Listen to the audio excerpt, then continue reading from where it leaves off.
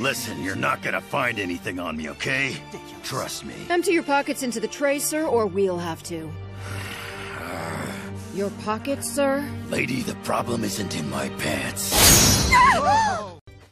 It's that time of week. We're going to be talking all thing X-Men. This week, we're going to be talking about the latest issues of X-Force and Cable. Obviously, I did not read Cable because I do not waste my time, but my good friend Doc did, and he's going to give you his take.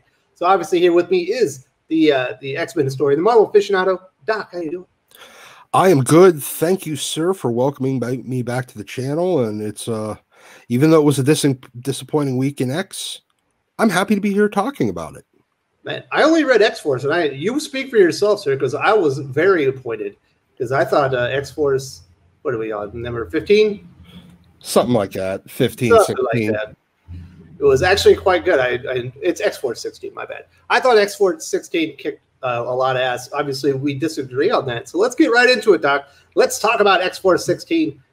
I think we both have been in agreement for quite some time that there are too many plant-based villains going on, but last issue of X-Force, we saw something from Krakoa took us a Russian submarine. It infected the men. They stormed the beaches of Krakoa as they were being held off by the X-Force. And this week, they're doing some investigation, trying to figure out what's going on. This part was the least interesting part of the whole thing, but the Cecilia telling Beast it's time to get X-Force in the fight. Well, there you go. It's time to fight fire with fire, Doc. I was really disappointed in this issue. I didn't like it because so far, regarding the plant stuff that's just on Earth, let's forget about Empire's plant crap. You have Krakoa, now you have Araco, you have those things in Terra Verde, wherever the hell that was. That's the telefluorescence. That's living plants. I thought it was telefloronics. Telefloronics. That's yeah. You're right. Some stupid made up word. Exactly. The only hope here, whenever they did this at the end of the last issue with, Domino and Black Tom on the beach with the dog, which they did kill, by the way, because the dog's not anywhere here in this issue, and F you, Ben Percy, for killing the dog. You don't know what it is. All you know is it's some hostile plant force. It looks like we're getting an early reveal of some sort of malignant tumor from Krakoa. Listen, so now that's clearly a misunderstanding. Yeah, I understand that. All right, fine. So you're going to get, regardless of which one it is, you're just now adding a fourth plant-ish thing. No, it is Krakoa itself. What, the Kraken thing? I think the Kraken is coming out of Krakoa. Now let's get on to some of the setup here. Now, yeah, but it's like a baby then. Okay. I guess we'll get to the Kraken later. Okay. He hasn't even made an appearance yet. So right. I do like the team. The Maid Team in this is Forge, Wolverine, and Kid Omega. Anytime you can get Forge and Wolverine together, you're going to have me interested in the book. You're going to have me engaged. They're going to do some underwater investigation, find out what the hell's going on. And we got a little character motivation. Quentin, he's not just fooling around with this girl. I think he's in love, and he has a reason to come back. Yeah, but what happened with the whole thing with Cable dating all of the cuckoos? Yeah. Apparently, it's only 4 of them now. I don't mind this, like the motivation here. I'm a little confused. Whichever one of the cuckoos this is, I don't even know at this point. I'm still having trouble giving a damn about anybody dying when they're just going to be back the next issue. And even this attempt at trying to, oh, well, you won't remember if you die now, because I guess it's between backups. Even that rings hollow to me. There's no stakes to it. Sorry. You are very correct. But obviously they are stealing one of the main plot points of the movie Abyss from James Cameron, as they have, what do they call it? Fluorocarbons, so they can swim down to the bottom of the ocean. Now, I would be honest. This part right here freaked me out. We got Wolverine. Obviously, he goes down to the ocean faster than everyone else because he's so much heavier. And as he's looking over this ledge, this eye pops out. I did not see the eye coming. It's small enough on the page that it didn't catch my attention until I made it to this panel. Very good job by Joshua Cassara. You freaked me out a little bit. I don't necessarily like the composition of it. I feel like the eye is a little too clearly drawn. It feels like it should have been a little more vague to me. Now, I am confused on how Wolverine's supposed to get back out of the ocean. That's a good question. It's like he's going to climb out. He's going to walk. Is he going to climb the island? Yeah, I think he's just going to walk. He's going to walk until he hits a shore. No, I mean, it was an obvious, like, you know, you stare long enough into the abyss stares back, and they meant it. They did it literally. Which, obviously, you were expecting the enormous eyeball to be looking back at him. Once they started into the previous panel, I'm like, oh, there's going to be an eye. There's going to be something in the abyss looking at him. And then there was something in the abyss looking at him. I guess I'm the mark and you're the smart mark. I did not see it coming. Freaked me out. I thought it was a well done image, in my opinion. I think Josh Cassara knocks it out of the park on this issue, but he's always doing a good job on X-Force. I will grant you that Joshua Cassara's art on this was solid. I just think that the story was really, really weak.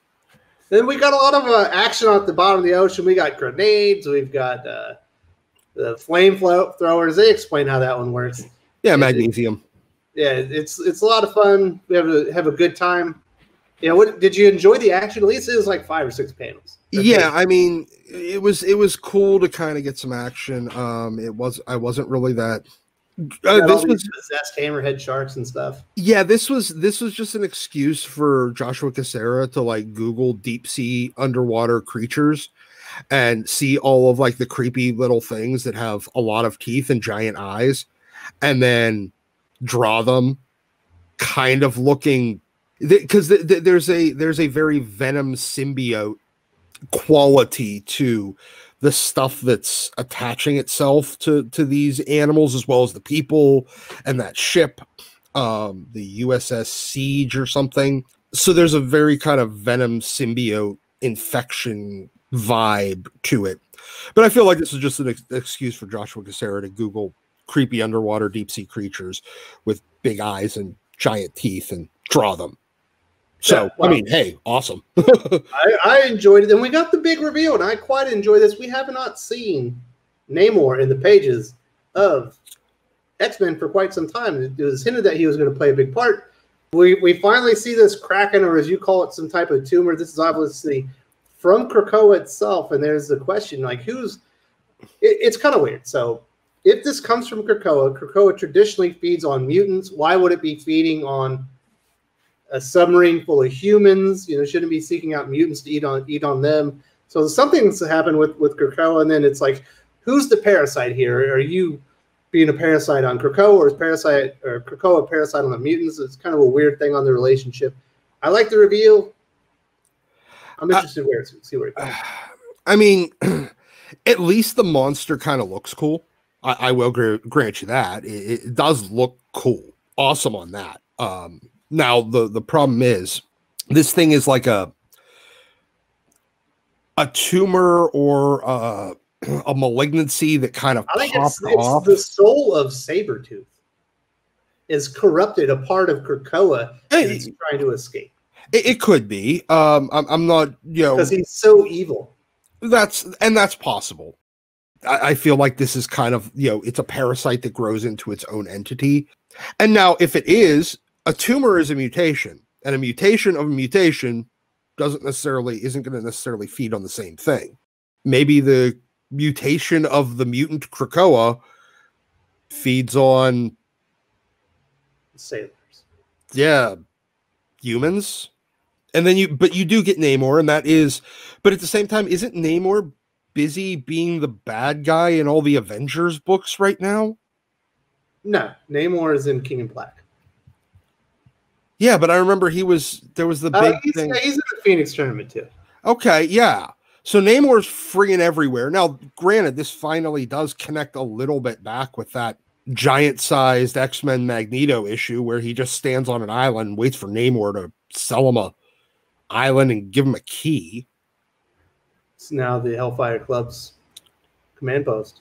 Yeah, but maybe the key has something to do with whatever this thing is now. Who knows? I enjoyed the issue. I thought it was fun. Is it the most deeply engaging, thought-provoking comic of all times? No, but that's not what I want for my X-Force. I want him to go and kill some stuff and blow some stuff up. So I'm giving it a 4.5 star comic. Highly recommend. Really enjoyed this one. Thought the art was kicked ass. So I'm only giving it like a 2 because I'm tired of them introducing more plant shit. Yeah. Technically, Krakoa has been introduced since this evidence. Okay, well, Krakoa Jr. I'm fucking with you, Doc. It's fine. Let's get on to this. Let's get Doc's take on this. I think you might have actually liked this comic less. Cable number 7 from Jerry Duggan and Phil Noto. Oh, God. They're going to murder the babies, Doc. Yeah, it's some weird cult of X thing with kidnapping babies. I mean, I guess we're finally going back to the plot that they were doing in Cable before X of Swords started, because that just kind of interrupted the middle of their event or their storyline. I was kind of hoping that we would never have to go back to that, and they would forget about it too, because this is a really, really dumb plot. It doesn't make any damn sense. An interesting villain needs some sort of motivation. They've still not established, out of like, I don't know, 4 issues regarding this plot with the kidnapped babies, given a single shred of motivation for why they're kidnapping friggin' babies. Well, it's clear that they want to stab the babies. They all have knives and babies. But they don't do that until after Cable and Rachel show up to steal the babies. Because before that, they weren't doing like baby sacrifice or anything. Otherwise, they probably would have done it already. They're just hostages. Yeah, they're just hostages in this case, and hostages with weirdly adult faces. Some dude's got a big X like burned into his forehead, and he's got my mutant baby. It's time to take him down. I don't care if I'm the reason that the baby's a hostage. Oh yeah, no. I mean, like, they definitely did the right thing with taking him down and everything like that. But again, I still don't have a clue on what their motivation is. Okay, fine. They save them. They save 5. I think that they were gonna try and bloodlet the mutant babies, drink their blood so they could ascend to a higher plane. Is that a good motivation? Yeah, it would be, but they needed the babies, and first of all, I don't understand the concept of mutant babies, because this is a weird thing that's only started in the this stems from another complete misunderstanding that in the X office on what a fucking mutant is. Mutant babies have the X gene. Their X genes are not active. So they hit puberty. Until they hit puberty. So even like that weird blue one shouldn't be blue. He should just look like a normal friggin' baby. So I know you had some issues with the Cyclops Cable relationship. God, it's like watching a mid-80s episode of like Who's the Boss? Jerry, I know that you're a bad What about writer. Mr. Belvedere? Because I thought that one was good. It could have been Mr. Belvedere. It could have been Who's the Boss. It could have been Family Ties. Family Ties. Jerry, I know you're a bad writer. That's pretty obvious at this point. And I know that comics is the last thing you want to be doing, because you really, really wished you would have made it in Hollywood and you never did. It's not 1987. Scott Baio is not one of the main characters, or Michael J. Fox. You don't have the smart, sage-like dad to give advice to the son that made a mistake throughout the entire thing, and to entirely recalibrate his perspective right before he goes out and makes it good. No, this is just bad. This is not Cyclops and Cable's relationship at all. And this reads like a terrible 1980s sitcom dad. Man, I just remember the 80s sitcoms having great dads. Yes, that's the point. They had really good dads that were always like kind of a moral compass for their kids. First of all, that's not Cyclops, and that's not Cyclops and Cable's relationship at all. It never has. Because I have not been reading Cable. Where the hell is the original Cable? They've been teasing him for like... They've been doing like a dick tease for the original Cable for like, I don't know, since issue 1. My understanding is one of the... I think the April, whatever the current solicit is, it mentions that maybe Old Man Cable will be there, hopefully not riding on a crab with a saddle.